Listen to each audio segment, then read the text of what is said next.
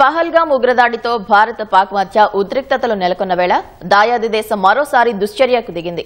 మరోమారు తన వక్రబుద్ధిని బయటపెట్టిన పాక్ సైన్యం కాల్పుల విరమణ ఒప్పందాన్ని ఉల్లంఘించి మరీ నియంత్రణ రేఖ ఎల్ఓసీ కాల్పులకు తెగబడింది. జమ్మూ కశ్మీర్లోని నియంత్రణ రేఖ వెంబడి పలు ప్రాంతాల్లో పాక్ సైన్యం కాల్పులకు తెగబడ్డాయి. అర్ధరాత్రి నుంచి ఈ కాల్పులు జరుగుతున్నట్లు తెలుస్తోంది. శత్రువుల దాడిని భారత ఆర్మీ సమర్థంగా ఎదుర్కొంటుంది. పాక్ సైన్యం కాల్పులకు దీటుగా బదిలిస్తున్నట్లు సైనిక వర్గాలు వెల్లడించాయి.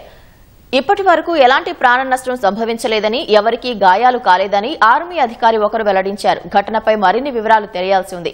మరోవైపు బందిపోరాలో ఇవాళ కూడా ఎన్కౌంటర్ జరుగుతోంది. ఈ జిల్లాలోని కుల్నార్ బజిపోరా ప్రాంతంలో ఉగ్రవాదులు నక్కినట్లు నిఘా వర్గాల నుంచి సమాచారం రావడంతో భద్రతా సిబ్బంది నిర్బంధ తనిఖీలు చేపట్టారు.